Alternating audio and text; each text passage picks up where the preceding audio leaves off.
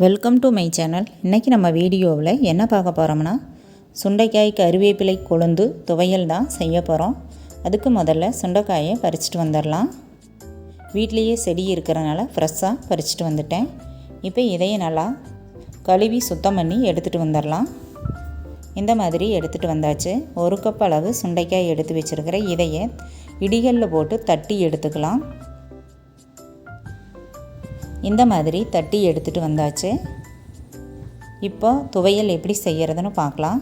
அடுப்பில் கடாய் வச்சுட்டு 1 table spoon எண்ணெய் ஊற்றிக்கலாம். எண்ணெய் நல்லா சூடாகட்டும். எடுத்து வச்சுருக்கிற சுண்டைக்காயை போட்டு நல்லா வதக்கி எடுத்துக்கலாம். டார்க் க்ரீனாக இருக்கிற சுண்டைக்காய் வதங்கின பிறகு லைட் க்ரீனாக மாறிடும். அந்த அளவுக்கு வதக்கி எடுத்துக்கலாம். சுண்டைக்காயில் நிறைய சத்து இருக்கிறதுனால அடிக்கடி உணவில் எடுத்துக்கிறது ரொம்ப நல்லது. இப்போ சுண்டைக்காய் வதங்கிருச்சு. இதையே வேறு தட்டில் மாற்றி வச்சிடலாம்.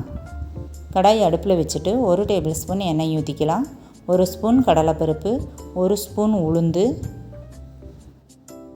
1/4 டீஸ்பூன் கடுகு போட்டுடலாம். இதையெல்லாம் நல்லா வதக்கி விட்டுறலாம்.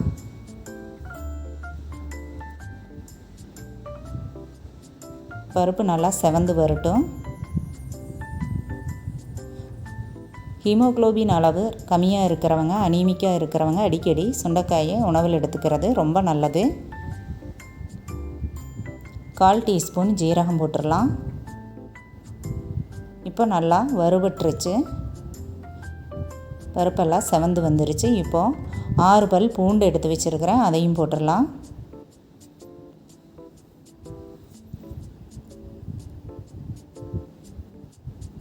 காரத்துக்கு காஞ்ச மிளகாய் 3 எடுத்து வச்சுருக்கிறேன், அதையும் போட்டுடலாம். நல்லா வதக்கி விட்டுடலாம்.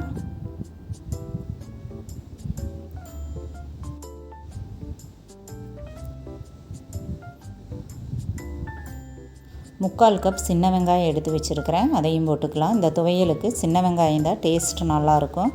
நல்லா வதக்கி விட்டுடலாம். கருவேப்பிலை இந்த மாதிரி கொழுந்தாக எடுத்து வச்சுருக்கிறேன். கொழுந்து கருவேப்பிலை தான் இந்த துவையலுக்கு டேஸ்ட் நல்லாயிருக்கும். 1/4 கப் அளவுக்கு போட்டுக்கலாம். இதையும் நல்லா வதக்கி விட்டுறலாம்.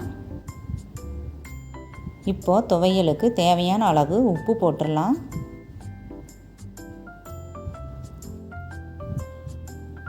அரை லெமன் அளவுக்கு புளி எடுத்து வச்சுருக்கிறேன், அதையும் போட்டு வதக்கி விட்டுறலாம்.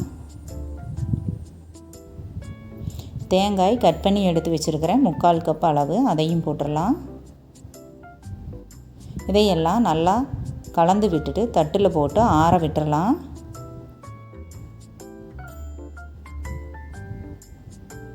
நல்லா ஆறின பிறகு ஏற்கனவே வதக்கி வச்சுருக்கிற சுண்டைக்காயோடு போட்டு கலந்துக்கலாம்.